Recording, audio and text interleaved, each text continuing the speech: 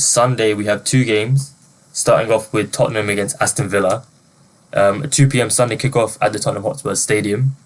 It's been an inconsistent start for Ange Postecoglou, but they did manage to beat Man City midweek to progress in the EFL Cup. The visitors obviously did rotate quite heavily. They played a very young side, but Spurs won't care. They've progressed. They've picked up a big win, and they'll sort of be confident coming into this game, I would say.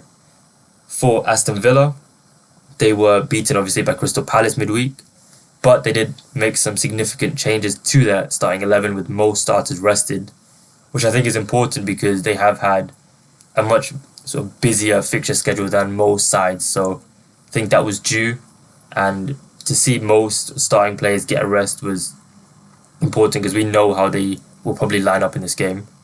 But Palace were full strength in that game, so I don't think it's a sort of massive surprise that Villa lost. The league is clearly the priority, as his side sit fourth behind Arsenal, Liverpool and Man City. So they've started the season really, really well. Should be confident again coming into this game.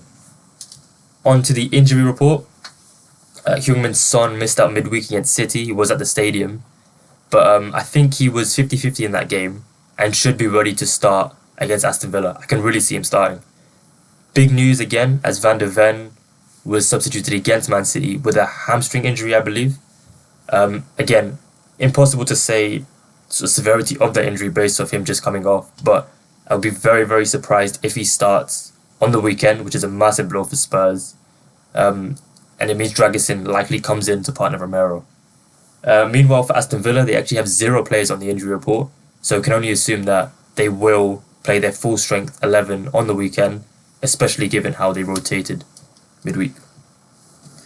Spurs are a much poorer side without Van der Ven, so I'm sort of leaning towards actually backing Villa as the favourites for this game. I think it'll be quite a high scoring game, and the market seems to agree. Because of that, I think it's quite a difficult game to predict again. Aston Villa are a team who don't allow too many chances, but of the shots they do concede, they tend to be of a sort of high quality nature. And they also play a high line. So I think it could be quite a chaotic game. But I think we can sort of draw parallels with Spurs' approach with how they set up against Brighton. And obviously they lost that game, but especially in the first half, they were really potent. They caused Brighton a lot of problems. And against a similarly high Aston Villa line, I think they'll approach it in a similar way. So what they did in that game was Solanke sort of dropped into a sort of deeper role as a facilitator, similar to what we saw Roberto Firmino do for Liverpool a few seasons ago. And his sort of priority was to create chances for the wide players. So it was Werner and Brennan Johnson who were the main targets. In this game against Aston Villa, I would imagine Son and Brennan Johnson are the 2 players to target for sort of shots.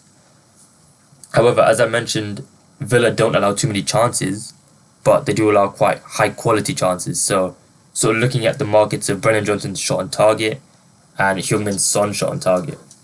Now, Brennan Johnson has obviously been a great target for shots already this season and goals. We obviously saw him go on that stellar run where he just seemed unstoppable every game he was scoring.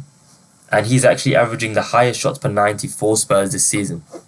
3.69 shots per 90, which is ridiculously high. So my first angle is for Brennan Johnson to have a shot on target and 2 shots or more, which is priced at 1.73 with Paddy. Again, probably slightly short for a main line. So what you could do, if you prefer longer sort of main lines, you could do over 0.5 shots on target for Brennan Johnson and over 2.5 shots, which is priced at 6-4 with Bet365, which again I think is really nice. But if we go to the first angle, the one with 2 shots, that has actually landed in 11 out of 14 games in all competitions this season, including against Arsenal, Newcastle, Man City, Man United and Brighton. So it's getting over this line even in tough matchups. I think the main sort of game on that list is the one against Brighton, where he had 3 shots, 1 on target, and he actually scored a goal in that game. He's had the 3 shots, 1 on target in 6 out of 14. Obviously a big drop off there, but as I say, matchup is ideal for him in this one, so wouldn't mind targeting the extra shot.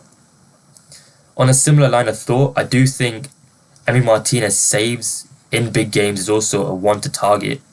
He's currently priced at he's priced at 1.9 to make 4 saves with Bet365, which is probably a bit too short. I would have expected it to be a bit higher odds, but do think it's a nice price nevertheless. And for now, it's just a lean as opposed to like a definitive angle. Also for this game, obviously it's 2 high lines, so I think it could be quite sort of duel heavy, chaotic, and aggressive at times, especially in midfield. So the next angles I've got are in the fouls drawn markets, and there's a few players I like for a few different reasons. Kulusevski, obviously another player who I've backed a few weeks running. The price has shortened a lot since when I first backed him, but still think it's nice value, especially in this matchup. You should find duels against the likes of Tielemans, Amadou Onana in midfield. 2 good players to target for fouls. And since he has sort of shifted into that midfield role for Spurs, he's been fouled in pretty much every game.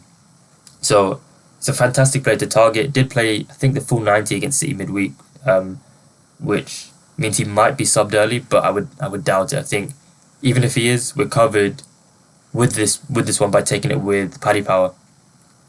And that brings us on to the next selection, which is Morgan Rogers to draw foul, which has landed in 10 out of 12 games so far. And again, he's another player who sees a lot of the ball in midfield. He's a strong carrier, he's good in duels, good in possession, and I think he'll be sort of relied upon by Aston Villa in this sort of game to sort of progress the ball and drag his team up the field. As we sort of saw him do against Man United, in these sort of bigger games where Aston Villa might sort of look or rely more on outlets, I think he's that perfect player for them. And I think against Man United, we saw him do the exact same thing. So look to get on the ball, look to drag his team up the field, and he drew 2 fouls in that game, playing the full 90.